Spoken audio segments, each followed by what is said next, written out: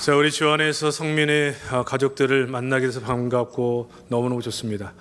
제가 우리 홍 목사님을 통해서 우리 교회 얘기 많이 들었고 다음 세대를 위한 사역에 대한 얘기를 많이 들어서 한번 교회를 탐방하고 싶은 마음이 있었는데 또 이렇게 강사로 청해 주셔서 좋은 시간을 갖게 해서 감사함이 있습니다. 재직 세미나 시간인데 소그룹에 대해서 함께 나누신다고 들었는데 이 소그룹이 참 중요하죠. 중요해요. 그러니까 저를 잠깐 소개하면 저는 서울에서 소그룹 사역을 하다가 수영록교회가 새성전 이전하면서 소그룹 임상이 있는 사역자들을 구할 때 부름을 받고 내려와서 수영록교회 구역 조직을 사랑방 형태의 소그룹으로 바꿔서 약 7년간 같이 사역하고 그 기간 동안에 교회가 성장하는 모습을 함께 봤고요. 그 위에 지금 부임한 덕천제일교회 전통적인 교회입니다. 48년 된 전통적인 교회인데 그 교회 안에 소그룹을 활성화시킴으로 교회가 성장하는 것들을 맛봤던 그런 시간들이 있었습니다. 소그룹이 굉장히 중요한데 우리 모두에게 오늘 이 시간이 정말 지금도 너무나 잘하고 좋은 교회지만 더욱더 소그룹이 아름다운 모습으로 세워져서 더욱더 건강한 그런 교회가 되는 은혜가 있기를 주의 이름으로 축복합니다. 제가 잠깐 강의 형태로 우리 왔다 갔다 하면서 하겠습니다. 자, 여러분 교환을 보시면요, 소그룹이 살아야 교회가 산다 그렇게 돼 있죠.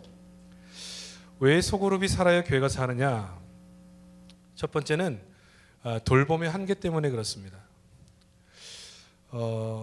지금 우리의 구조가요, 사람들을 잘 섬기기가 어려운 구조를 가지고 있어요.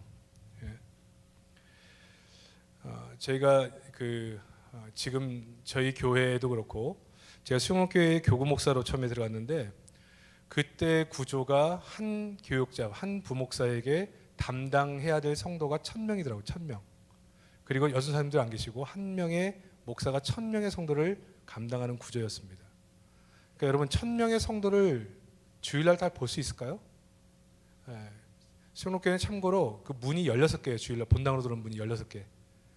그러니까 주일날 누가 왔는지 도무지 알 수가 없어. 아무리 눈을 이렇게 굴리고 저렇게 굴리고 저기를 보고 여기를 봐도 성도가 누가 왔는지를 몰라요. 그러니까 한 주 빠져도 몰라. 그러니까 많은 분들이 좋아해요. 야, 안 가도 모른다. 그러니까 편안하게 빠질 수도 있다. 근데 2주 빠져도 몰라. 3주 빠져도 몰라요. 그 다음부터 마음이 좀 서늘해지면서 야, 내가 이 교회 성도가 맞나? 이런 생각이 들 정도입니다. 저희 지금 제가 있는 교회에서는 한 교우가 350명에서 400명 정도 한 목사님이 담당하시는데 350, 400명도 마찬가지예요. 다 몰라요. 주일날 누가 왔는지 저는 아는데 저는 1부부터 4부 예배까지 딱 보면 누가 왔는지 알거든요. 근데 파악이 다 안 돼요. 그러니까 여러분 한번 생각해 보세요. 우리가 교회가 커지면 커질수록 교회를 나올 때 사실 성도의 첫 번째 목표는 내가 목양의 대상자가 되기를 원하는 것이지 교회가 얼마나 커졌느냐가 1차적 목표가 아닙니다. 제가 수영교에서도 물어봤고 특별히 이번 코로나 기간 동안에 우리 성도들에게 물어봤어요. 이 코로나 기간 동안에 성도들은 교회가 어떻게 해주시면 제일 좋겠습니까? 그랬더니 그 성도들이 하신 얘기가 내가 덕천제일교회 성도인 것이 잊혀지지 않았으면 좋겠습니다. 다른 말로 목양의 대상이고 싶습니다. 내가 어떻게 지내는지, 어디가 아픈지, 어떤 문제가 있는지 그걸 교회가 알고 그렇게 기도해 주시고 적절한 목양이 되는 관계였으면 좋겠습니다. 근데 사실 여러분 지금 이렇게 교육자를 중심으로 한 교회 체제에서는 이게 불가능하다는 거죠. 어려워요. 그래서 저희가 코로나 기간 동안에 저희 교회는 기도지원팀 100명의 성도씩 기도하는 사람들을 묶어가지고 성도들이 어려움을 당하면 교회 문 나올 때, 교회 만약 제한적으로 문을 열었을 때 기도 제목이 딱 온라인으로 올라오면 모든 성도가 거기에 100명의 성도가 바로 댓글을 달아요. 집사님 기도 제목 듣고 설거지하다가 지금 기도 시작합니다. 운전하다가 차 주차해놓고 지금 기도 시작합니다. 이 기도해주는 이 모임이 코로나 기간 동안에 성도들이 내가 이 교회 성도구나 하는 것을 알고 함께 기뻐하고 감사하는 이유였다. 그런 간증들을 참 많이 하셨습니다. 그러니까 여러분 현대인들은 우리 교회가 얼마나 큰 교회냐, 얼마나 소문난 교회냐 그것보다 나를 얼마나 잘 목양해주고 사랑해주고 돌봐줄 수 있는 교회냐, 여기에 관심이 있어요. 안 그렇습니까? 그래요, 안 그래요? 예. 내가 성도라도 그래요. 내가 성도라도 나를 잘 케어줄 교회를 원하죠. 그런데 지금 현재의 구조, 교역자를 중심으로 하는 구조 속에는 이게 가능하지가 않다는 겁니다. 그래서 여러분, 문제가 발생해도 잘 몰라요. 이런 어려움들을 풀 수 있는 유일한 방법이 뭐냐, 이 소그룹이 잘 돼서 소그룹 안에서 리더들이 이 소그룹 안에 있는 멤버를 잘 관리하는 시스템으로 가지 않으면 현대는 이러한 것들이 어렵다. 두 번째, 거기 교재 보시면 나오지만 그 리더의 양성 문제가 있어요. 여러분, 성민교도 마찬가지 일을 많이 하는 교회잖아요. 다음 세대 사역도 많이 하고. 여러분, 한 가지 봉사만 합니까, 교회에서?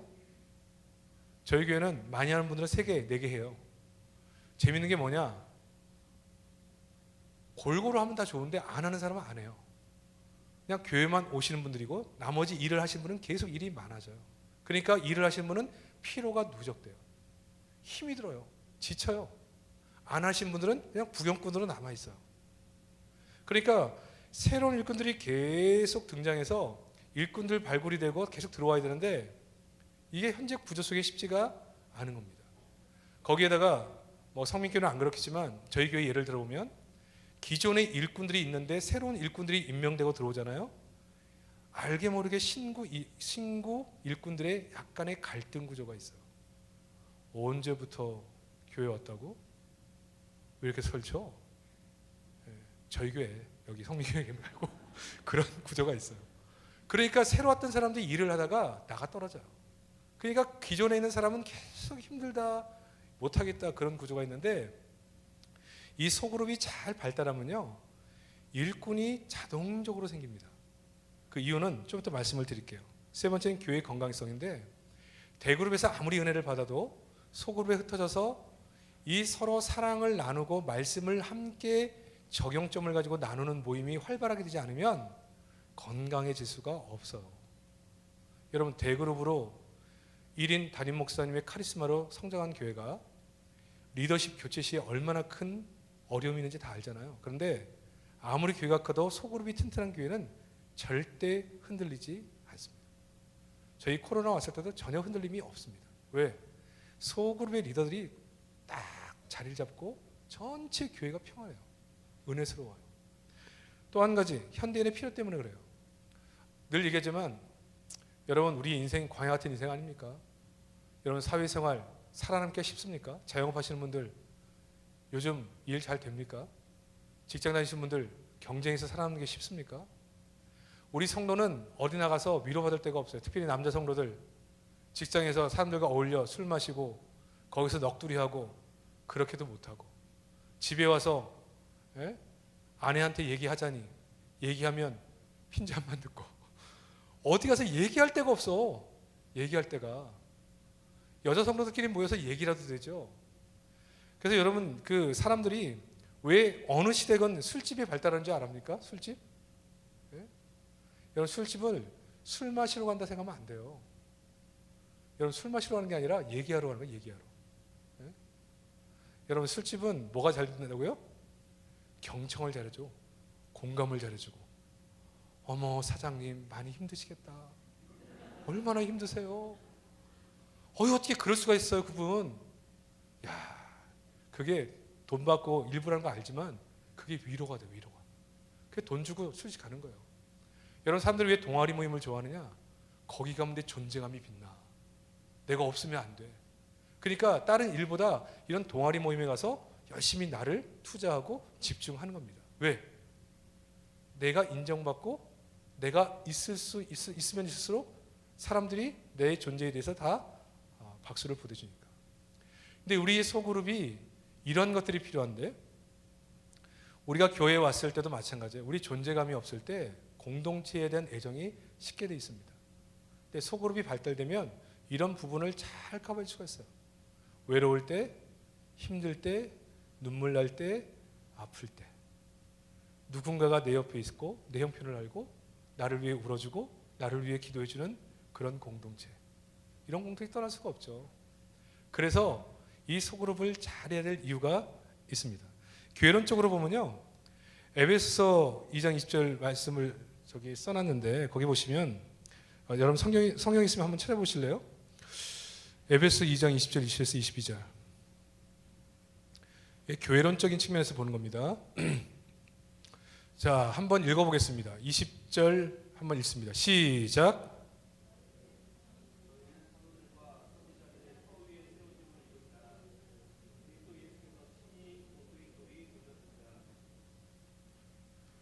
자, 21절 더 읽겠습니다. 시작.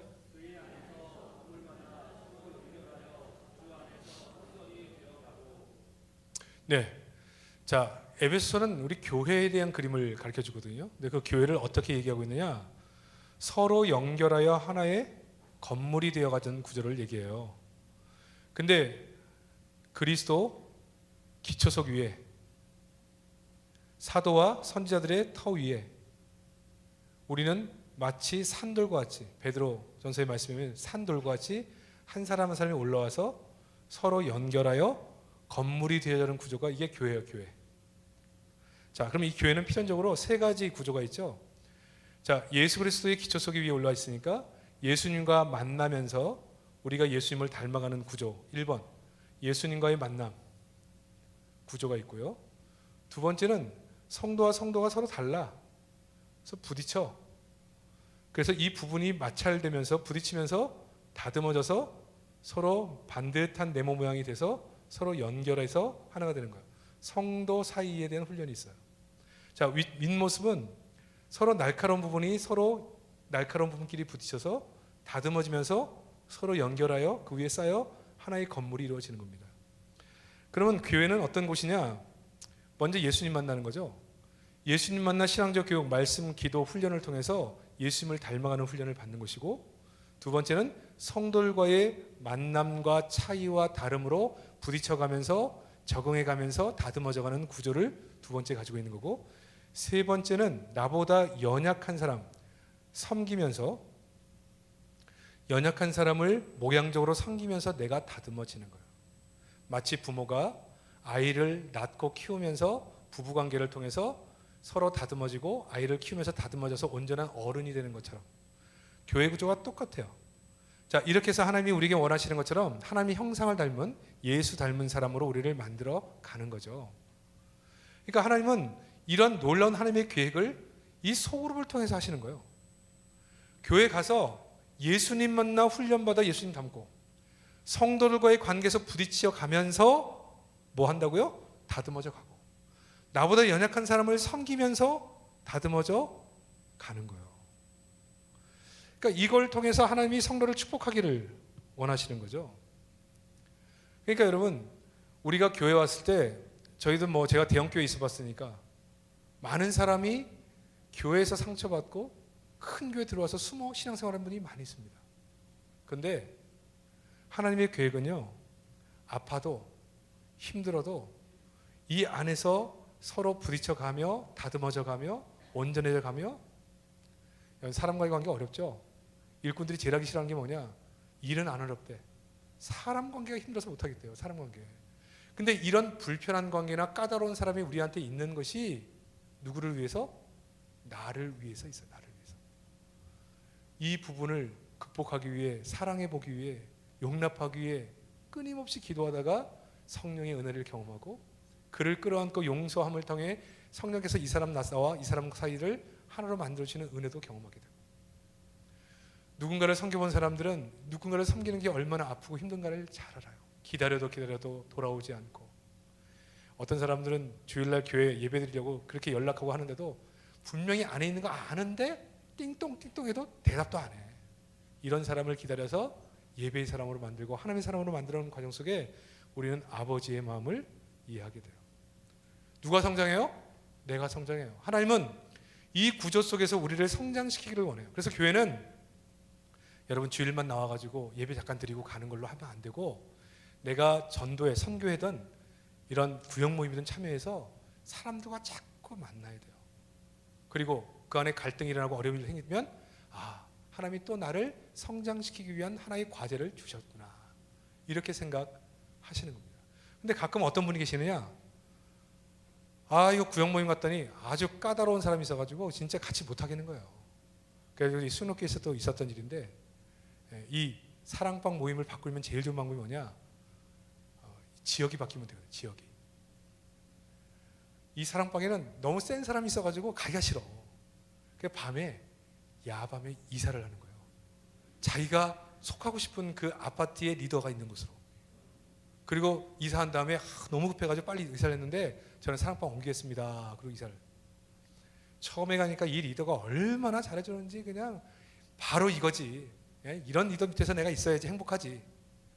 근데 한 2달 뒤에 또 한 사람이 이사를 왔는데, 와보니까 더 센 사람이 왔어. 그냥 고생을 얼마나 하셨는지. 이게 하나님이 우리를 다듬으려는 계획이잖아요. 근데 도망가니까 사람을 붙여서 결국은 훈련시키.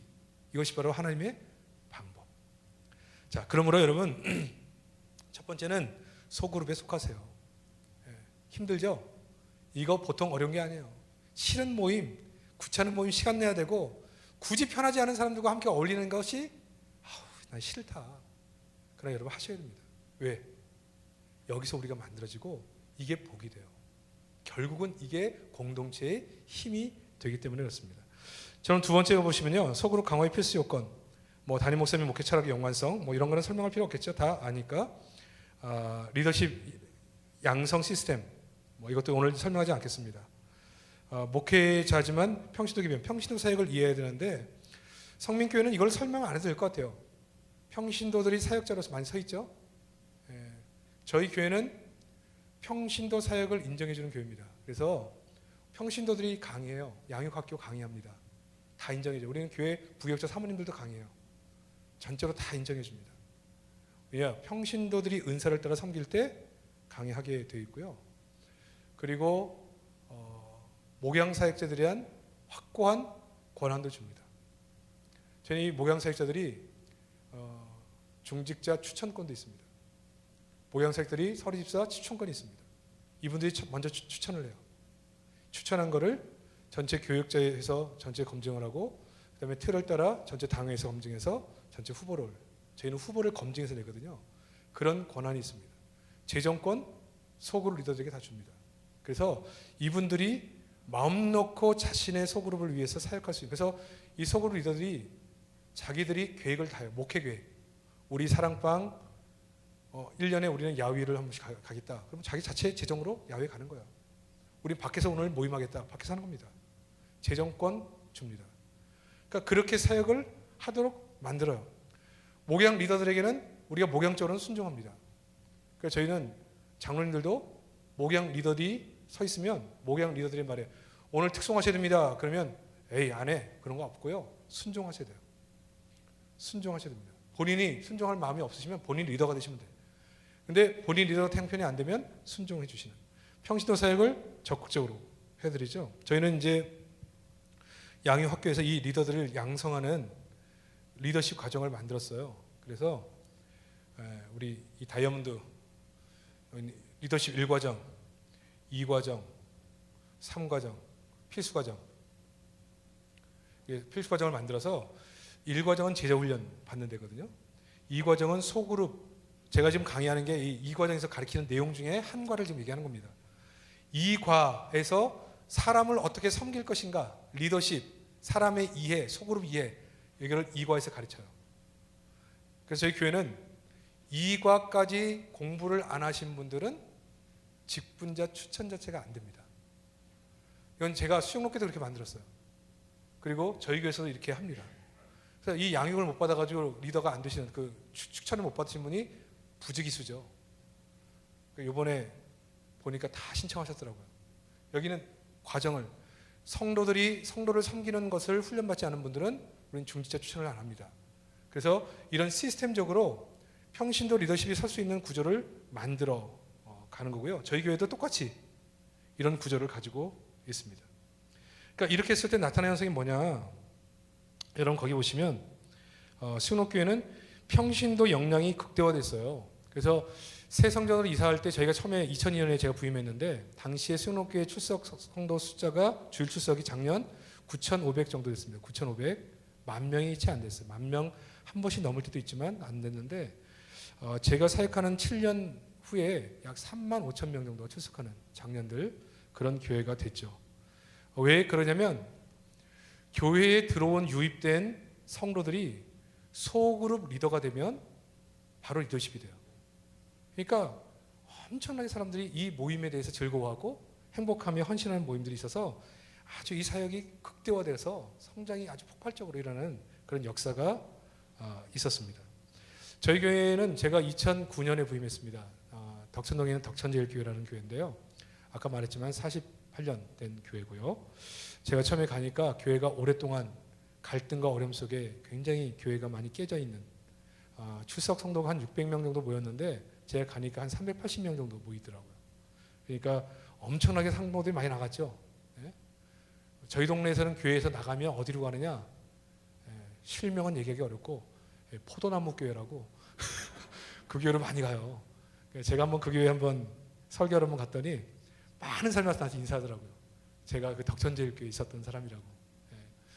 다 거기가 있습니다. 거기가 있는데 그런 어려움이 있을 때 가서 첫 해가 아니라 두 번째 이 소그룹을 정착했고요.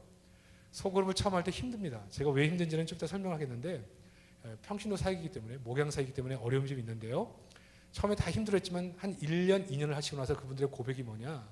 목사님, 교회 이 소그룹 사역이 왜 중요한지 권사님들이 한 얘기입니다. 너무너무 중요한지를 알게 됐습니다. 이 소그룹 사역을 통해 교회가 굉장히 안정화되고 성장하고 그리고 그 안에 내부적으로 만족도가 높아졌어요. 그리고 교회도 꾸준하게 성장하게 됐죠. 그래서 저희 교회도 꾸준히 성장해서 우리 코로나 전에 1200명 정도 출석하는 교회가 서로 성장했고요. 그 다음에 불신자 전도가 굉장히 높아요. 왜? 이거는 불신자를 전도하는 프로그램이니까 왜 저희는 불신자를 전도를 많이 하게 됐는가도 설명을 해드리겠습니다. 그 다음에 남녀 성비도 좋아졌습니다. 6대4 남자분이 4 그러니까 보통 안 좋은 데는 8대2 보통은 7대3인데 저희는 남자 성도들도 많이 유입됐어요. 왜? 부부로 등록하는 예가 많기 때문에 그것도 설명을 드릴게요. 저희 교회가 하고 있는 소그룹 운동은요 4가지를 합니다. 이게 이제 실제라고 볼 수 있는데 저희는 소그룹에서 전도합니다. 그리고 소그룹에서 정착시킵니다. 소그룹에서 양육합니다. 그리고 소그룹에서 재생산합니다. 재생산이 소그룹도 재생산하지만 리더도 재생산해요. 자, 첫 번째, 저희 교회는 전도를 소그룹에서 합니다. 소그룹. 저희가 하고 있는 정책은 우리 목사님도 한번 저희 강의 듣고 나서 한번 목사님 여러분에게 한번 말씀하신 적이 있다고 그러는데 저희 교회 전도는 좋은 이웃이 되자. 그게 우리 전도입니다. 교회 데려와서 등록시켜라, 결신시켜라 그런 거 없습니다. 좋은 이웃이 되자. 제가 처음에 전도해야죠 그랬더니 아멘 그러더라고요. 전도해 오실 수 있습니까? 그랬더니 아멘이 없어. 그래서 제가 전도하지 말고 그러면 좋은 이웃은 될 수 있습니까? 그랬더니 아멘 그러더라고요. 좋은 이웃 되세요. 저희는 3가지 운동해요. 3가지 운동. 첫 번째, 자기가 사는 마을, 자기가 사는 아파트 인사 잘합시다. 잘 웃읍시다. 그리고 뭐 먹을 거 생기면 가서 대접합시다. 이 3가지 운동을 모든 성도들에게 그렇게 합니다. 그러니까 그렇게 해서 좋은 관계를 맺어요. 관계. 그리고 그 관계 맺은 사람들을 통해 1년에 한 번 사랑방, 우리는 그 구역, 여기서 말하는 구역 모임, 구역으로 이 관계를 맺은 사람을 초청하는 그런 시간이 있어요. 그래서 그 시간에 오면 설교하는 게 아니고요. 간증이에요, 간증. 식사 나누고, 간증하고. 그래서 거기서 교제합니다. 이웃끼리, 아파트 주민끼리, 동네 사람들끼리 교제. 우리는 교회 가자는 얘기 안 해. 그냥 교제만 해, 교제만. 근데 한참 모이다 보면 그 모임에서 대부분 사람들이 교회 다니는 사람인 걸 알게 돼요. 이게 재밌는 얘기가 뭐냐? 그분들이 그렇게 물어요. 자기들끼리는 교회 다니고 왜 나보고는 교회 다니냐는 얘기를 안 하냐? 섭섭해요. 아우, 나 섭섭해하는지 몰랐네. 교회 한번 가보실래요? 아니, 자기들끼리는 맨날 교회 다니면서 어울리고 나만 왕따 시키냐? 이래가지고 데려와. 데려오면 어떻게 오느냐? 사랑방 식구들이 다 데리고 와요. 그래서 이 사랑방 식구들이 다 붙어가지고 예배를 옆자리에서 같이 드려요. 좌우로. 데려올 때도 같이 차 태워서 데려와요. 같이 앉아요. 예배를 다 가르쳐줘요. 끝나면 새가족실 식당으로 같이 가요. 새가족실에도 같이 앉아 있어요. 밥도 같이 먹어요. 갈 때 데려다 줘요. 혼자는 이거 안 됩니다. 그냥 우리는 소그룹으로 전도하기 때문에 소그룹이 딱 붙어서 이분들을 그렇게 인도하고 데려가고 데려오고 연락하고 섬기는 거를 사랑방 안에서 다 하죠. 평소에 관계 맺혀 있죠. 얼굴 다 알죠. 서로 차 마시고 교제 많이 하고 있었죠. 왔죠. 사람들이 많이 있죠. 전혀 어색하지 않죠. 그리고 올 때도 예배도 가르쳐 주죠. 옆에 앉아 있죠. 밥도 같이 먹죠. 새우칠도 같이 가죠. 자연스럽게 정착까지 이어지는 거죠. 제가 수영록교회 있을 때 수영록교회가 총동원주의를 하더라고요. 총동원주의. 야, 제 수영록교회 정말 극성 맞아. 총동원주의라면 몇 명 데려온지 아십니까? 네? 새 가족들 보통 3만 명, 4만 명 데리고 와요. 그냥 버스 대절해가지고 그냥 막 싣고. 제가 우리 정 목사님한테 그런 얘기 했거든요. 목사님, 이거 오래 하시면 안 됩니다. 전국 부산에 있는 1800개 교회 욕만 먹고 이렇게 전도하시면 안 됩니다. 예? 그러니까 그분이 그냥 눈이 동그래져가지고 부역자 무슨 얘기하나. 예, 그래가지고 그래서 제가 그 얘기했어요. 철저하게 관계 중심으로 불신자를 중심으로 전도해야 됩니다. 다른 교회 성도들 데려오면 안 되고 불신자 정도를 해야 됩니다. 어떻게 하면 되겠니? 그래서 제가 이 얘기했거든요. 그래서 제가 이걸 기획해가지고 첫 번째 이 모임 사랑방 전도 축제라고 하는데 그 모임을 했는데 첫 번째 첫 해에 몇 명이 왔냐면 3,600명이 왔어요. 그러니까 몇 분에 온 거예요? 10분의 1이 왔어요. 10분의 1. 그러니까 그 정필도 목사님이 고인 되셨지만 김 목사 이거 되는 거 맞아?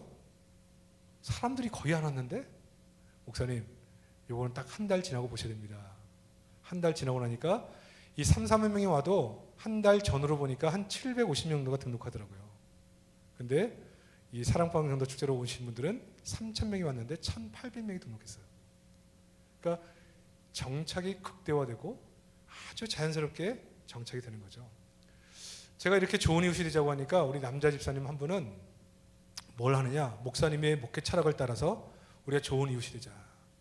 그러니까 저희가 하고 있는 문화 중에 하나는 어디를 가든지 웃는 거거든요. 식당에 가도 웃고, 목욕탕, 이분은 또 사우나를 좋아해. 사우나실에 가도 웃고. 그리고 인사 잘해야 되니까 어디 가든 인사하고, 식당 가도 인사 잘하고, 목욕하러 가도 인사 잘하고. 그러니까 목욕탕 가도 인사를 잘하니까 사람들이 다 알아요. 좀 이상하잖아요. 여러분 목욕탕 갈 때 이렇게 정중하게 인사합니까? 안녕하세요. 이렇게 인사하고 들어가요? 아니면 그냥 들어가요? 그냥 다 그냥 들어가거든요. 근데 인사 잘하죠. 그 이분이 목사님의 얘기를 딱 듣고 뭐가 생기면 좀 이 사람들을 섬기라고 했는데 연말이 돼서 엽서 하나 써가지고 올 한 해 동안 목욕하게 돼서 너무 감사하고 남자 목욕탕 가면 앞에 구두 닦는 분이 있거든요. 내 구두를 잘 닦아줘서 감사하고 내 몸을 잘 닦아줘서 감사하고 다 해서 한 2만 원 딱 넣어가지고 그분에게 사람 시켜서 보냈어. 그랬더니 이분들이 감동했어요. 근데 평생 일하면서 자기들한테 고맙다고 인사하는 건 처음이다. 그래서 이분이 누군가 셋이 모여가지고 살펴본 거예요. 그러니까 그 이상한 사람 있잖아요. 올 때 인사하고 싱글싱글 웃고 맨날 그런 사람. 그 사람이다. 그 사람 찾아냈더니 어느 교회 교인이래. 교회 다니는 사람은 교회 가르치는 걸 제일 좋아한다. 우리 한번 교회 가자. 그래가지고 목욕탕 문 닫고요. 양복 다 갈아입고 교회 와가지고 이 사람을 인상 차게 가지고 교육자들이 물어 찾는데 압니까? 성도들이 많은데 모르죠. 그때 마침 그 집사님이 지나가다가 그분들을 만났어. 얼싸안고 기뻐하며 여기 웬일이십니까? 선생님 우리 같은 사람에게 어떻게 이런 인사를 하십니까? 너무 감동받았습니다. 그래가지고 그분이 세 분이 교회 안에 들어오게 되고요. 그리고 성도가 됐어요. 그리고 지금은 목욕탕 안에 교회 소식지, 주보, 자기들이 전도하고 남자들 전도하는 그런 사람으로 서게 됐죠. 소그룹으로 전도해. 소그룹으로 도와요. 그럼 정착은 어떻게 시키느냐? 저희가 보시면요, 사람을 섬길 수 있는 리더가 정착 능력인데 대화 능력을 극대화합니다. 대화 능력. 자, 사람의 마음을 만질 수 있는 대화. 여러분 이거 한번 가르쳐 드릴까요? 실제가 필요하니까. 여러분 여러분 교환에 여러분 편집해서 몇 페이지인지 모르겠는데 5번 사랑방 진행 보시면 5번 사랑방 진행 보시면 환영 다음에 심정 대화라는 게 있죠. 찾으셨습니까? 네. 자, 어떻게 사람들을 섬기느냐? 정말 사람의 마음을 만지는 모임이 되게 하는 거예요. 여러분 인간의 대화는요 5가지 단계가 있다고 그래요. 네, 너무 열어놨더니 말랐네요. 자, 5가지 대화 단계. 저희 소그룹 리더들이 어떻게 소그룹을 하는지를 말씀드린 겁니다. 1단계는 일상적 대화라고 그래요. 2단계는 정보의 나눔 대화. 3번째는 생각의 나눔 대화. 4번째는 마음의 나눔 대화. 5번째는 우리 영적인 대화라고 이렇게 표현을 하는데, 이 5가지 대화의 수준이 있습니다. 근데 우리 성도들이나 일반 사람들은 보통 대화를 하면 이 1단계 수준을 넘어가지 못해. 1단계 수준이 뭐냐? 그냥 일상적인 인사, 대화. 안녕하세요. 여러분 교회 오면 인사 어떻게 합니까? 평안하셨습니까? 할렐루야. 이런 인사예요. 이런 인사. 여러분 이 일상적인 인사를 하면서 사람들은 행복해질까요? 물론 밝게 인사하면 행복해지겠죠. 그러나 마음으로까지 행복해지지는 않습니다. 2번째 정보. 오늘 재직 세미나 한다는데 성민교회 몇 시 어디서 합니까? 이 정보를 물으면 정보로 답하는 대화를 2단계 대화라고 그래요. 3단계 대화는 뭐냐? 집사님 이 문제에서 어떻게 생각하십니까? 생각을 묻는 대화. 생각을 묻고 답하는 대화. 이런 대화를 통해 사람이 행복해질까요? 이 대화, 생각을 나누는 대화의 가장 전형적인 모습이 회의예요. 회의. 성민교회 회의 많습니까? 회의 많이 하면 행복해지나요? 회의를 많이 하면 뭐가 많아진다고요? 회의가 많아져. 회의가. 이거 꼭 이렇게 많이 해야 되나? 오래 해야 되나요? 생각으로 사람들이 행복해지지 않습니다. 4번째는 마음을 나누는 대화예요. 이때부터 사람들은 행복해지기 시작해요. 여기를 넘어서야 돼요. 속으로 리더들은 마음을 나누는 대화를 할 수 있어야 돼요. 상하고 찢긴 마음들이 교회 와서 사랑방을 찾아서 아픈 것을 얘기할 때 그 마음을 받아주고 위로하고 마음을 열어주고 만져줄 수 있는 대화가 가능해야 마음이 쏟아져 나와요. 4단계 대화. 여기를 훈련을 받아야 되는 거죠. 여러분 예를 들면 대화라는 게 1단계로 말하면 1단계로 답을 해야 되거든요. 예를 들어서 안녕하세요 얘기하면 상대방이 뭐라고 얘기해야 돼요? 안녕하세요 이렇게 답을 해줘야 돼. 이게 대화가 되는 거거든요. 안녕하세요 이러면은 이게 대화가 안 되는 거거든요. 어떤 사람들은 2단계의 대화를 시도했는데 3단계로 얘기한다. 그것도 대화가 안 되고 말이 안 통하는 겁니다. 예를 하나 들어볼까요? 여러분 그 남녀가 데이트하는데, 여러분 여기는 우리 청년들이 데이트 어디서 합니까? 여기서 네? 데이트 안 합니까 여기는? 데이트를 하는데 어느 날 이제 보름달이 딱 뜬 날에 데이트를 한 거예요. 그러니까 이제 자매가 이제 오빠를 보고 물어보는 거죠. 오빠 오늘 참 달이 밝지? 이렇게 물어봤다 그럽시다. 이건 몇 단계 대화 같아요? 정보예요? 생각이에요? 마음이에요? 예? 오빠 달이 참 밝지? 이게 몇 단계 대화를 지금 시도하는 겁니까? 자매가 마음. 역시 우리 수준이 있어. 다른 데 가면 다 2단계래. 다 2단계. 여기는 4단계. 그럼 답이 몇 단계로 와야 돼요? 4단계로 와야 돼요. 그럼 4단계로 올리면 뭐라고 얘기해야 돼요? 오빠 달이 참 밝지? 그러면 우리 형제들도 계신데 뭐라고 얘기해야 됩니까? 마음. 너 때문에 밝아. 그건 너무 좀 비약인데. 네가 더 밝아. 그건 좀 비싸네. 너가 저 달보다 더 환해. 밝아. 이렇게 하는 것은 이해가 되네. 근데 부산에 있는 어떤 청년이 만나가지고 대화를 하는데 오빠 달이 참 밝지? 그랬더니 뭐라고 얘기했느냐? 야 몰랐어? 오늘 보름이잖아. 보름. 이거는 몇 단계죠? 보름이니까 달이 밝다. 이건 정보죠. 정보. 2단계로 답이 오는 거예요. 이걸 우린 그 전문용어로 뭐라고 그러냐? 말이 안 통하는 관계다. 자매가 말이 안 통한다고 생각해요. 여러분 아무리 외모가 마음에 들어도 말이 안 통하면 매력을 못 느끼거든요. 근데 문제는 뭐냐? 자매가 그때부터 기분이 안 좋은데 이 형제는 집에 갈 때까지 왜 자매가 기분이 안 좋은지를 알 수가 없어요. 왜? 훈련이 안 돼 있으니까. 어느 젊은 집사님이 아이 하나 데리고 사는데 이 구역 모임에 왔어요. 그래서 이제 삶을 나누는 시간이 돼서 얘기하는 거죠. 제가 우리 아들 때문에 참 진짜 힘들어요. 아들 때문에 힘들어요. 몇 단계? 4단계. 마음이잖아, 마음. 그럼 뭐라고 얘기해 줘야 돼요? 우리 권사님이 거기에 소그룹 리더셨는데 그럼 뭐라고 얘기해야 돼요? 참 많이 힘드시군요. 얘기를 받아줘야 되잖아요. 저희가 있었던 얘기입니다. 예. 집사님 아이가 몇이에요? 하나인데요. 아이 집사님 하나 키우면서 나 8 키웠잖아. 8.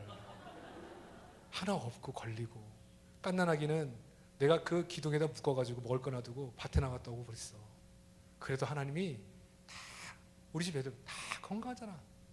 이 말 맞아요, 틀려요? 틀리지는 않아. 맞아. 사실은 하나님이 키워주셨어.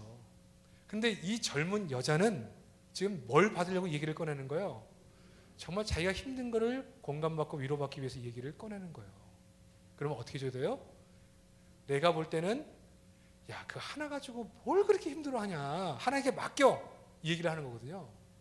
그 얘기보다는 많이 힘드시군요. 그걸 안아줘야 되거든요. 그러니까 여러분, 우리가 사랑방에 갔을 때 마음이 다치는 가장 첫 번째 이유가 뭐냐? 도무지 마음이 통하지가 않고 마음을 쏟아놓을 수 없는 곳. 그러면 재미가 없습니다. 말이 통하고 마음이 통하고, 그래서 서로 마음이 통하면서 때로는 웃기도 하고 때로는 울기도 하는 모임이어야 이 모임이 재미가 있거든요. 그러니까 이렇게 모임을 하니까 그 모임에서 대화하는 게 즐거운 거예요. 그러니까 우리가 다시 앞으로 가면 거기 나와 있죠. 대화 능력을 키워야 되는 대화 능력. 두 번째는 뭐가 나와요? 관리 능력. 사람을 어떻게 섬겨야 되는지를 훈련 받아야 됩니다. 그 다음에 리더 모임을 통한 컨설팅도 있죠. 그 다음에 네 번째 얘기도 좀 하고 싶은데, 갈등 해결. 사람을 지치게 만드는 게 이 갈등의 문제거든요. 어려움. 제가 한 가지만 팁만 얘기하겠습니다. 이게 갈등도 한 과의 주제인데, 여러분 갈등은요, 상대를 100% 이해하면 풀립니다.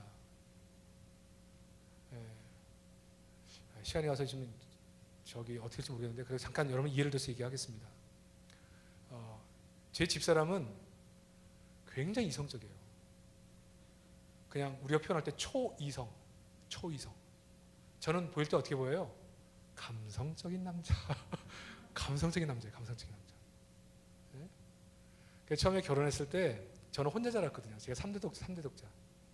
처음에 결혼하니까 집에 사람이 있다는 게 얼마나 좋은지. 저는 아버지 일찍 잃고 어머니 밑에 자랐는데, 늘 어머니 직장 출근하면 나 혼자 있어요. 5살 때부터 혼자 밥 차려 먹고 그랬어요. 그러니까 집에 사람이 있다는 게 너무 좋은 거야. 집에를 딱 가면 제 이 등치에 어울리지 않게 어리광을 펴요. 오늘 너무 힘들었어.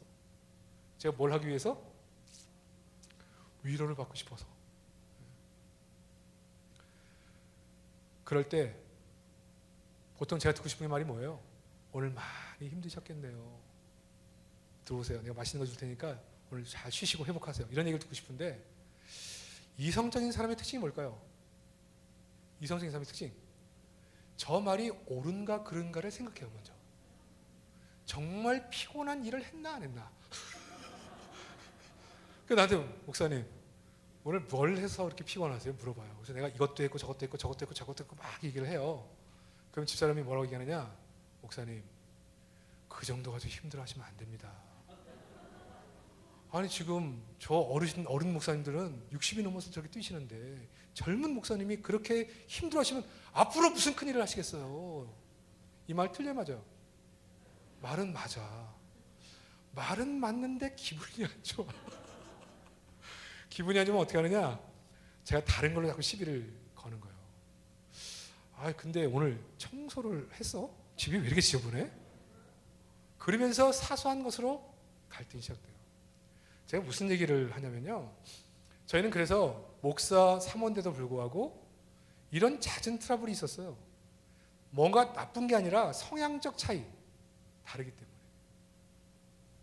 근데 제가 한날은 이 문제를 극복하기 위해서 집사람과 제가 장시간 내에 대화를 했거든요. 그래서 뭘 원하는지, 그 내면에 뭐가 있는지. 그러니까 제가 어릴 때 어떻게 자랐는지를 가르쳐줬어요. 아버지 먼저 읽고, 그 어릴 때부터 혼자 지내면서 밥 혼자 차려 먹고, 밖에 누구랑 싸우면 다른 집은 형 나오고 다른 집은 부모 나와서 편드는데 나는 맨날 혼자서 있었다, 그 얘기하고, 늘 혼자 밥해 먹고 차려 먹고 했던 얘기, 그 얘기 쭉 하면서 나를 이해하고.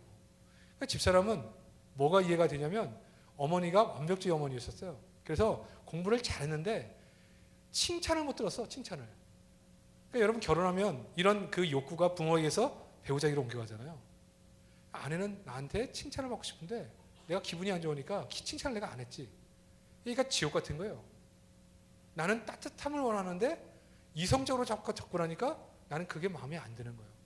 그러니까 자꾸 트러블이 생기는데, 아니 공부할 만큼 공부하고 나름대로 성품이 괜찮다고 하는 사람들이 만났는데 왜 이렇게 서로 갈등을 하는가 몰랐는데, 그날 얘기를 쭉 들으면서 이해가 됐어요. 이해가 되니까 긍휼의 마음이 들어요. 우리가 얘기하면서 서로 울었어요. 아, 그렇구나, 이런 마음이 있구나. 집사람도 저를 이런 마음이 있구나. 그리고 나서 그 다음부터는 서로 지내는 과정 속에 서로의 아픈 데를 건들지 않고 서로 싸매는 역할을 하면서 살면 살수록 좋아지는 관계로 발전하게 된 거거든요. 제가 저희 교회 부임해가지고 7년째 됐네, 안식년을 갔어요. 안식년을 가서 한 달은 쉬었습니다. 너무 피곤해가지고. 2달 때 되니까 성도들이 보고 싶어요. 석 달 때 되니까 너무 빨리 교회를 가고 싶은 거예요. 그때 뭘 했냐면 성도들을 이해하게 됐어요. 성도들이 어떤 상승이 있는가, 이거를 깊이 이해하게 되니까요, 그분을 이해하니까 이분이 어떻게 태어나서 어떻게 자라고 그 내면이 어떤 마음인가를 생각하고 나니까 그분이 이해가 돼요. 그러니까 여러분, 그냥 목사기 때문에 사랑하는 게 아니라 마음이 이해가 돼서 그분을 용납하고 사랑하게 되는 거예요. 내가 바뀌면 사람은 귀신처럼 알거든요. 나를 그냥 건성으로 좋아하는 건지 진심으로 좋아하는 건지. 이해하니까 갈등의 문제가 해결돼요. 그분이 아픔과 힘듦을 가지고 기도할 때 기도가 달라지고 깊은 만남이 이루어지고, 그러니까 서로 관계 속에서 막힌 담이 헐어지고 새로운 관계 속에 들어가는 은혜. 그러니까 여러분, 소그룹 안에 들어갔더니 소그룹에서 이런 치유가 막 있어요. 이런 아픔과 상처들이 막 치유가 돼. 그러면서 마음이 막 열려 하나가 돼. 야, 그러니까 새로운 만남. 그래서 여러분, 여기 보시면 갈등 해결 능력을 리더십이 있는 사람들이 가지고 있는 거죠. 거기다가 이 소그룹 안에서 무슨 일이 벌어지느냐, 양육이 일어나거든요. 양육. 저희 교회 소그룹은 사랑방인데 사랑방의 장을 사랑장이라고 얘기하고 사랑장 아래 예비 사랑장이 있습니다. 다음에 이 사랑방이 분가되면 리더가 될 예비 사랑장. 이분은 2가지 훈련을 통해 계속 성장해요. 첫 번째는 양육 시스템에 들어가서 양육을 받아요. 아까 리더십 2과정까지 양육을 받고, 2번째는 리더가 계속 데리고 다닙니다. 신방할 때 데리고 갑니다. 신방을 어떻게 준비해야 되는지, 어떻게 신방을 하는지, 어떻게 신방 대원을 이끄는지 다 보여주고, 신방 받는 집은 어떻게 준비해야 되는지 다 가르쳐줘요. 기도할 때 데리고 옵니다. 어떻게 기도하는지, 어떤 제목을 기도해야 되는지. 소그룹 리더든, 저희 교회 소그룹 리더들은 하루에 한 번은 자기 구역식 그룹에서 기도해야 됩니다. 왜요? 그게 목양이잖아요. 목양. 내가 다 어떻게 찾아다녀요? 성령께서 우리 기도를 들으시고 기도하는 순간 그 영혼을 만지시고 그 마음을 만지시고 그 삶을 만드시는 성령이 하시는 그 목양, 그 목양을 해줘야 되는 거라. 한 주에 한 번은 신방해야 돼요. 전화로 신방하든지 찾아가든지. 그러니까 이 소그룹 리더는 그 집에 젓가락이 몇 개인지 숟가락이 몇 개인지 어떤 상황이 있는지 그 가족 친지까지 어떤 문제가 있는지를 정확하게 다 알죠. 그래서 기도하게 되고, 그렇게 기도하는 리더들을 보는 거예요. 아, 우리 사랑장은 저렇게 기도하는구나. 그래서 기도하는 법을 배워요. 저희 교회는 목양 사역자, 저희는 사랑방 4-5개 모이면 마을이라고 하는데 마을장, 사랑장, 교사, 선교의 임원들은 하루에 한 번씩 자신의 멤버들을 위해 기도해야 됩니다. 교회 못 나와도 집에 있어도 밖에 있어도 항상 그 명단을 휴대폰에 놓고 다니면서 기도해야 됩니다. 이게 첫 번째 우리의 자결이에요. 그러니까 이렇게 양육을 통해 사람들에게 가르쳐주는 거예요. 보여주는 거예요. 이게 리더구나. 이렇게 하는 것이 사람을 섬기는 사람이구나. 그래서 사람이 잘하게 되죠. 그리고 분가. 우리는 연말에 연초가 됐을 때 성장한 사랑방들이 분가를 시켜요. 분가할 때 엄청나게 축복하면서 선교사 파송식처럼 그 분가되는 새로운 리더를 앉혀놓고 그냥 전 장로님들과 교육들 다 나와가지고 그분들을 축복하고, 초창기 때는 고급 가방 줬어요. 이 속으로 리더가 된 사람들에게 가방, 수십만 원짜리 가방을 선물 주고, 상징, 우리 교회 목양 리더다 상징. 지금은 참고로 안 줍니다. 지금은 너무 돈이 많이 나가지고 안 주는데 그때 그래서 줬어요. 파송해서. 그래 소그룹을 활성화시켜 나갔습니다. 자, 오늘 본문의 얘기인데요. 제가 오늘 에스겔서 이 47장은 안 읽겠습니다. 오늘 본문의 얘기가 뭐냐면 47장의 얘기가 성전 동편, 에스겔의 이상이잖아요. 물이 흘러가는 곳마다, 뭐 설명 기니까 짧게 얘기하면 성령이 흘러가는 곳마다 어떤 역사가 있느냐? 생명이 살아나요. 나무가 살고 물고기가 살고, 그 내용이 그런 내용입니다. 그 다음에 물고기 잡는 어부가 생겨나고 잎이 소송케 되고 마르지 않고 시들지 않고, 이런 얘기가 좀 나와요. 그러니까 성령 충만할 때 이 생명을 살리는 역사가 있습니다. 생명이 와서 우리한테 붙어요. 우리 성민교회 부흥하기를 원하죠? 네? 부흥하기를 원하시죠? 첫 번째 조건이 뭐냐? 내가 성령 충만하면 돼요. 성령 충만하면 사람들이 와서 붙습니다. 정말 처음에 은혜 받아가지고 이 속으로 리더가 돼가지고 기쁨으로 섬기는 어떤 사람들은요, 저희 교회는 이 북쪽에 있기 때문에 성도들이 양산 김해에서도 많이 오거든요. 양산에 길을 걷고 있는데 유모차를 끌고 가고 있는데 한 분이 오시면서 혹시 교회 다니시는 분이냐고 물어보더래요. 제가 교회 다니는지 어떻게 아시죠? 저 아세요? 교회 다니는 분 같아서. 혹시 저 좀 교회 데리고 같이 갈 수 있습니까? 물어보더래요. 자기는 가만히 있었는데 와서부터 병원에 입원을 했는데 옆에 있는 사람들이 성도들이 와서 신방하는 걸 보고 혹시 교회 다니십니까? 영혼이 와서 붙어. 그러니까 여러분, 성령 충만하면요 영혼이 붙어요. 내가 시들지 않아요. 늘 하나님의 은혜 가운데 하나님의 역사가 일어나죠. 근데 오늘 우리가 읽은 사도행전 말씀 보면 언제 성령 충만하냐? 언제 성령 충만하냐? 그게 이제 문제죠. 언제 성령 충만하냐? 오늘 본문의 말씀 뭐냐? 사도들이 열심히 성 안에서 복음을 전했습니다. 근데 그들을 관원들이 붙잡아서 복음을 전하지 못하겠죠. 예수 전하지 못하겠습니다. 그를 가뒀다가 풀어주면서 한 번만 더 예수 전하면 옥에 갇히든지 죽을 수도 있다. 위협하며 풀어줬는데 풀어준 이후에 다시 모여요. 그리고 뭐라고 기도해요? 저들의 위협함에도 불구하고 우리가 담대히 이성에서 복음을 전하게 하여 주시옵소서. 자, 이게 뭐예요? 하나님의 뜻이 나를 통해서 이루어지기를 원합니다. 이성에 주어하는 수많은 영혼들에게 예수 복음 전하기를 원합니다. 그렇게 기도할 때 어떤 일이 벌어집니까? 모인 곳이 진동하더니 성령의 강력한 기름 부심이 있어요. 저는 이 말씀이 굉장히 중요하다고 생각합니다. 여러분, 속으로 리더가 돼서요, 우리가 하나님 앞에서 리더로 쓰임받을 때, 목양사역자로 쓰임받을 때 이 열망과 소원이 필요해요. 여러분, 다음 세대 사역을 잘하는 교회 아닙니까? 다음 세대를 향한 소원, 이 열망이 그렇게 기도하는 교회를 통해서 어떻게 역사하느냐? 내 힘으로, 내 능력으로, 내 지혜로 감당할 수 없는 그 일을 성령의 강력한 기름 부심으로 감당케 하시는 역사가 일어나는 겁니다. 잘 보세요. 여러분이 이 소그룹의 리더가 되는 게 굉장히 부담스러운 일이에요. 왜? 사람 섬기는 것만큼 힘든 게 없어요. 소갈이 하는 게 없어요. 지치는 게 없어요. 여러분, 그래서 우리 목회자들, 영혼들을 섬기는 분들 많이 위로해 주셔야 됩니다. 이게 보통 일이 아니에요. 저도 목회자지만 사람을 섬기는 일이 쉬운 일이 절대 아닙니다. 그런데 누군가 이 섬김을 위해서 헌신해요. 하나님, 이 영혼들을 가슴에 끌어안고 내가 이분들을 섬기겠습니다. 근데 우리에게 약점이 있잖아요. 성품적 약점. 내가 이 상황이 되면 참지를 못해. 욱하는 성격이 있어. 이렇게 하면 내가 삐져. 그러면 서로 상처받잖아요.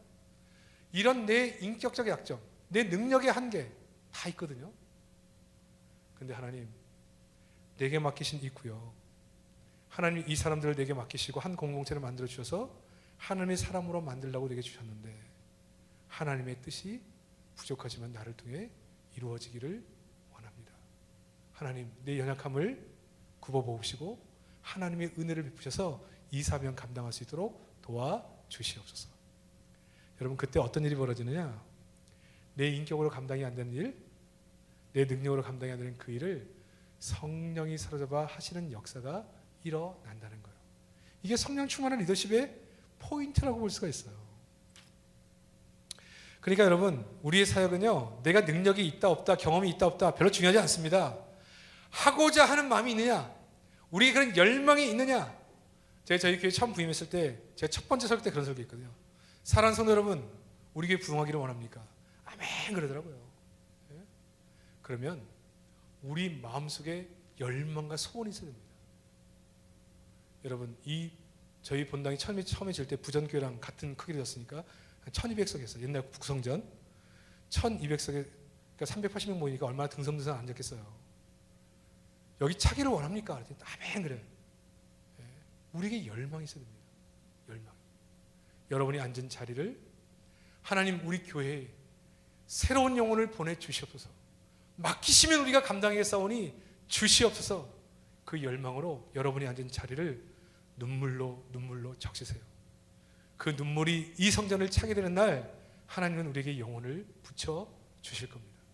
우리의 능력, 우리의 지혜, 우리의 경험 전혀 고려하지 마세요. 왜?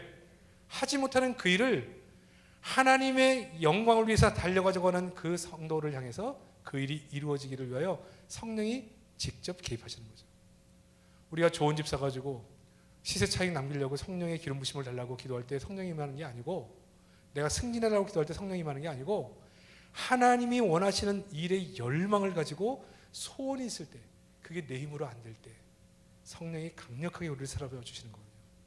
그러면 2024년에 여러분들이 소그룹 리더건 아니건 간에 목양 사역자건 아니든 간에 소원이 있어야 돼요. 하나님을 향한 소원, 열망.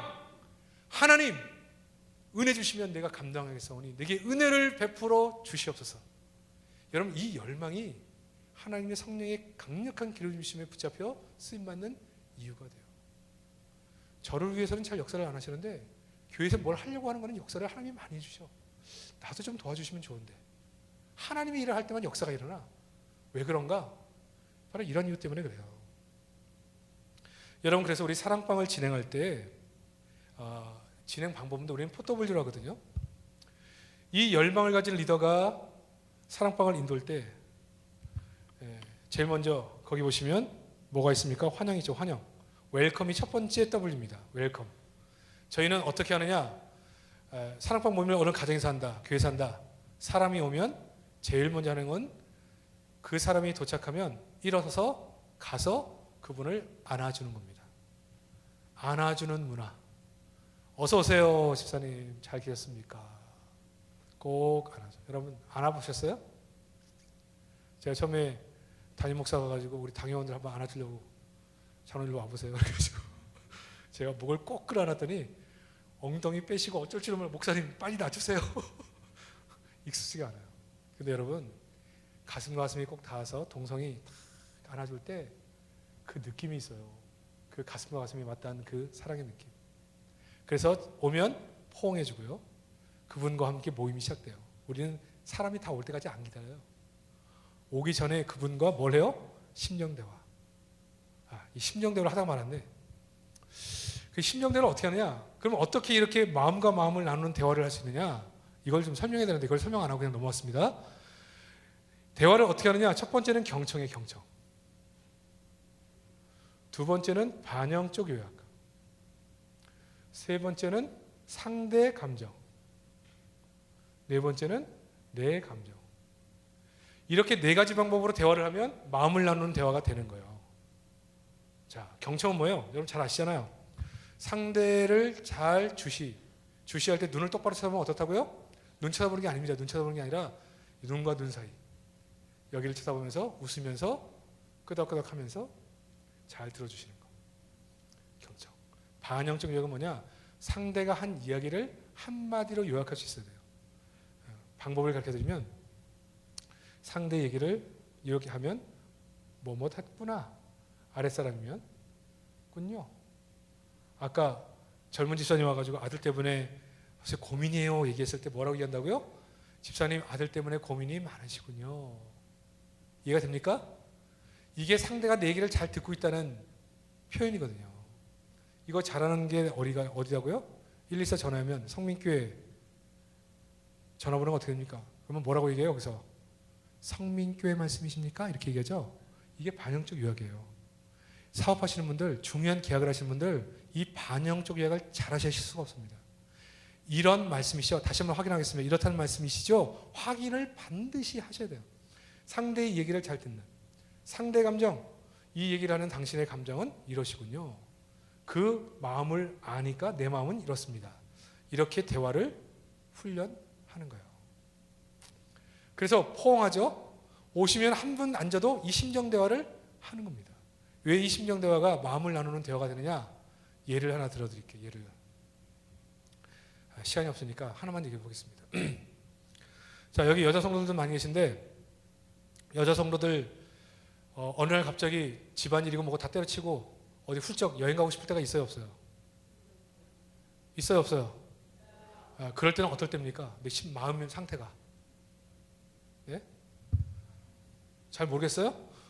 여행 가고 싶을 때 뭐 힘든 거죠. 아니면 지쳐 있는 거지 뭐. 지쳐 있는 거나 치는 거 비슷한데 지침. 또 어떤 사람도 허전한 사람도 있고 또 어떤 사람은 어떤 게 있어요? 피곤이 힘든 거 지친 거 비슷하고 하여튼 뭐 이런 거. 이래서 여행 가고 싶어요. 근데 남편이 워낙 이런 걸 잘 안 받아주는 사람이라서 고민이 되긴 하는데 용기를 가지고 얘기를 했습니다. 여보, 내가 여행 좀 가고 싶은데 여행 한번 갔다 오면 안 될까? 자, 이렇게 어느 날 뜬금없이 계획도 없이 갑자기 이런 얘기를 하면 남자분들 마음은 어떻습니까? 남자들의 심정. 저도 이렇게 물으니까 어떤 분이 그래요. 병이 또 드셨구나. 또 막 이렇게 얘기하는. 좀 황당하죠? 자, 이때 어떻게 하라는 거예요? 그렇게 얘기하는 아내의 얼굴을 쳐다보면서 미소를 띠고 끄덕끄덕 하면서 그 얘기를 들어줘야 된다. 그 얘기예요. 네? 그리고 어떻게 해요? 당신 여행을 가고 싶구나. 이게 반영적 요약이에요. 그러면 그때 아내의 마음이 뭘까? 생각해서 한마디를 더 해줘야 돼. 이 마음. 근데 제가 논문을 쓰면서 부산에 있는 1000명의 남자들에게 물었습니다. 어느 날 갑자기 뜬금없이 아내가 여행 가자고 얘기할 때 당신은 뭐라고 답하겠습니까? 그랬더니 1000장의 답변서를 받았어요. 그 중에 제일 많이 나온 게 뭘까요? 네? 제일 많이 나온 거. 3위, 시간. 야, 우리가 시간이 어딨냐. 시간 관련된 얘기가 3위. 두 번째, 돈. 돈 있냐? 우리가 돈이 어딨냐. 네? 돈. 첫 번째, 대망의 첫 번째가 나온 게 있는데 제가 그거 보면서 놀랐어요. 여보, 여행 가고 싶은데. 이 얘기를 들은 1000명의 부산 남자들이 가장 많이 했던 대답입니다. 뭘까요? 정신 있나? 너무 그 현실적으로 왔다 가서 성도들이 오해할 수도 있는데 여보, 당신과 함께 훌쩍 여행이라도 가고 싶어요 라고 얘기했을 때 부산의 1000명의 남자들이 가장 많이 했던 얘기는 쓸데없는 소리 하고 있네. 이 얘기가 토시 하나 안 틀리고 그대로요. 잘 보세요. 자, 이 여자분이 여행을 가고 싶을 때는 지금 심정이 어떻다고요? 힘들어요. 지쳐요. 만사다 귀찮고 힘들고 마음도 허전하고 마음도 싱숭생숭하고 이런 마음으로 정서적으로 죽음을 경험할 때 용기를 내서 남편에게 얘기했습니다. 얘기했더니 쓸데없는 소리하고 그냥 단칼에 잘렸어요. 그러면 정서적 죽음 한 번, 그 얘기를 들으면서 또 한 번 죽어요. 정서적으로 완전히 죽습니다. 자, 그러면 우리가 대화를 할 때 이렇게 대화하는 게 왜 중요하냐? 자, 이렇게 한번 대화를 해볼게요. 어느 날 당신과 한번 여행 가고 싶어요 라고 얘기했을 때, 당신 나와 여행 가고 싶구나 들으면서 반향적 요약을 해줘요. 그리고 이때 아내의 마음을 얘기해줘요. 당신이 그렇게 얘기하는 거 보니까 요즘 많이 힘든가 보네. 최근에도 많이 지쳐 보이는데 힘들어서 많이 어려움을 겪고 있네. 그때 조금 더 예민한 사람은 이렇게 얘기할 수 있겠죠. 아이고, 당신도 참 귀한 딸인데 데려다가 고생만 시킨 것 같아서 좀 미안하네. 여러분, 쓸데없는 소리 하고 있는 이거 하고 지금 이거 하고 느낌이 어때요? 어차피 여행은 못 가. 시간도 없고 돈도 없어. 여행은 못 가. 그런데 이렇게 말하는 그 말을 들을 때 심정이 어때요? 심정이 아, 그래도 이 사람이 나를 알고 있구나. 자기도 알고 남편도 알아. 여행 못 간다는 거 알아. 돈도 없고 시간도 없어. 알지만 정서적으로 내 감정, 나도 마음이 너무 안 됐고 당신 와서 고생하는 거 보니까 늘 미안하네. 이러면 내 마음이에요. 이 대화 한마디가 주는 위로가 있죠. 집사님, 아이 키우나 너무 힘드시군요. 얼마나 힘들어요. 그 아이 하나 들이면서 이러서 힘들고 이러서 힘들고 저도 참 마음이 안타깝네요. 집사님, 힘내시고 용기 내시고 제가 기도할게요. 이거 하고 아이고 참 하나 가지고 진짜 나 8 키웠잖아요. 8. 하나님이 다 키워주셔. 걱정하지 마. 이거랑 다 옳은 말이에요. 교회는 틀린 얘기 하는 곳이 아니에요. 다 옳은 얘기를 해요. 근데 마음이 다쳐. 그 모임에 가기가 싫어. 대화하기가 싫어지는 거예요. 이거를 열고 훈련받아 사람들이 따뜻하게 안길 수 있는 곳으로 가야 돼요. 제가 수영록했을 때 남자 사랑방을 세팅하느라고 제가 밤마다 4군데를 다니면서 사랑방을 했어요. 여러분, 남자분들 있잖아요. 정말 얘기할 데가 없습니다. 이 모임에서 이런 대화를 하고 나서 남자들이 모이면요 그렇게 울어요. 울어. 속상함, 힘듦, 지쳐있는 마음.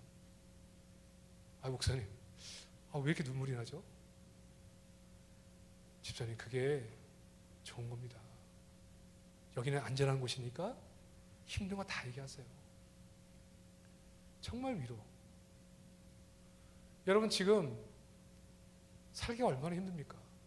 여러분, 정말 우리는 위로받을 때가 있습니까? 없어요. 어디 가서 위로를 받아요? 여러분, 속상하다고 처갓집, 자기 친정집 가고 시댁 가서 부모님한테 얘기하겠어요? 아니, 안 믿는 사람들 찾아가서 우리한테 어려운 걸 얘기하겠어요? 우리가 우리끼리 정말 마음과 마음이 만나지는 위로의 공동체가 없으면요 정말 우리처럼 외로운 사람이 없어요. 갈 곳이 없어요. 여러분, 우리끼리가 얘기입니다. 여러분, 싸우면 갈 데 있습니까? 막 너무 싸워서 열받았어. 화가 나왔는데 여기 계신 장로님, 집사님들 갈 데 있어요? 나도 싸워가지고 너무 속상한데 막 나가고 싶어. 갈 데가 없어. 갈 데가. 얘기할 데도 없어. 우리끼리 위로받고 우리 안에서 서로 사랑을 나눠야 되죠. 그러니까 여러분, 이런 사랑방 모임에서 이렇게 교제를 하고 이렇게 나아가게 될 때 그 안에서 위로를 받게 되는 거죠.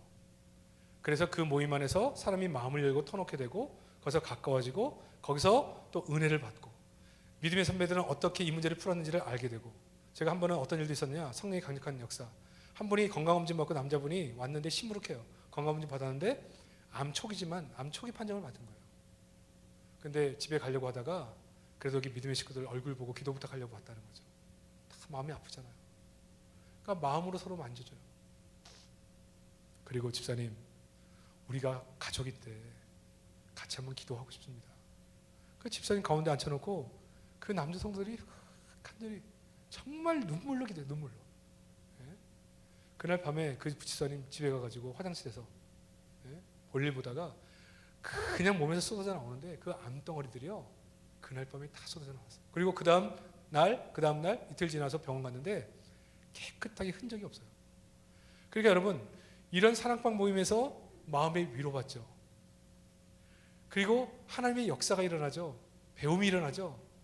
그러니까 이렇게 은혜 받고 나니까 모이는 걸 너무 좋아해요. 항상 제가 이 남자 모임을 이끌 때 여자 집사님 권사님한테 연락 오거든요. 아직 안 끝났습니까? 집에를 안 가려고 그래요. 여기가 좋사오니 초막을 칠 생각이야 지금 완전히. 안 가. 그러니까 여러분 내가 그걸 뭘 느꼈냐면요. 정말 사람들이 외롭구나. 마음 둘 곳이 없구나. 여러분 우리는 이 소그룹을 통해서 이 마음을 줘요. 다음 세대 사역 마찬가지예요. 저희 동네 여러분 북구 아시잖아요. 정말 어려운 과정이 너무 많은데 선생님들이 이 아이들을 가슴에 품고 정말 그들을 사랑할 때 이 아이들이 기댈 데가 없는데 교회 와서 기대요. 교회 와서. 예? 부모처럼. 이런 모임이 될 때 사람들이 치유가 일어나고 성장이 일어나는 거죠. 하다 보니까 시간이 너무 많이 가는데요.